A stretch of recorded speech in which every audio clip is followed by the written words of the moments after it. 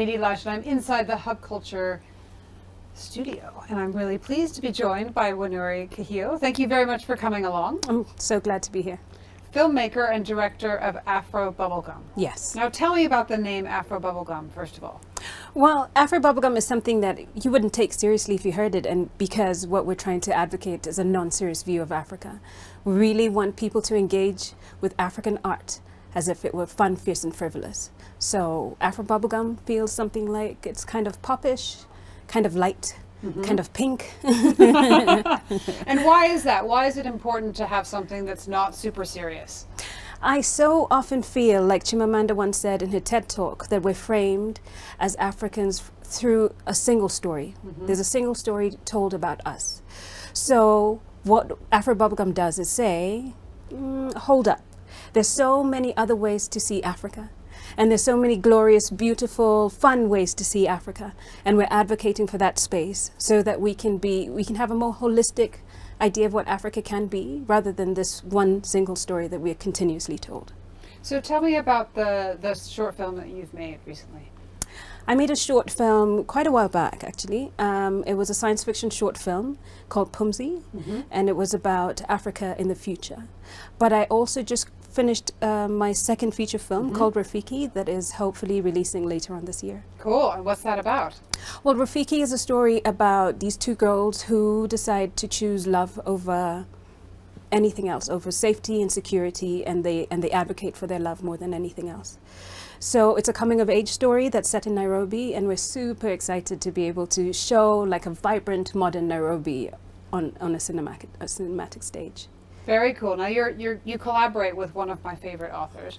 My daughter and I love a Kata witch and a Kata warrior, and I think the reason that we loved it is that it's kind of the everyday life that you get alongside the magical, where it's kind of, she described it as a Harry Potter set in Nigeria.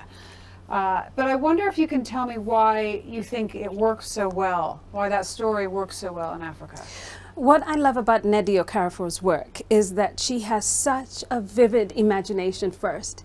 And although there's so many issues that she deals with in her work, the issues themselves are not the primary emphasis. Yeah. So when she creates things like a Kata witch, she's really creating from a joyous place. And I know this because I know her personally, that she just wants to see girls fly, or girls go to space to go to university, or learn how to master their sorcery. And that's the basis of her imagination. That's the basis of her creation. So AFRO-BUBBLEGUM advocates for more of those artists, for spaces for more of those artists to be, and to be, for their work to be curated, or for their work to be commissioned, or just supported. Because we don't often have governments who support artistic work that doesn't have a policy or some messaging behind it. And now we're trying to kind of break into that space and say there is a need to see ourselves in different ways. Now, I imagine you're trying to put yourself out of business, because once you're accepted, there won't be any need for AFRO-BUBBLEGUM. But how accepted is your view becoming?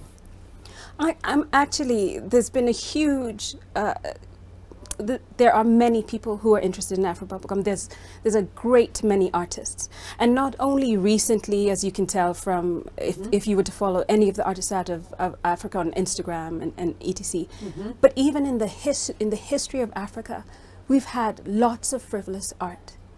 So it's just a matter of reframing our point of view and our perspective, so that there's more, honor and glory in the way we refer to Africans, so that we know that there's so much more, and they're not in need of saving, and they're not desperate or hopeless or lost, but they're great people who are also in the pursuit of happiness. Wearing great earrings as well. Great, absolutely, it's a must.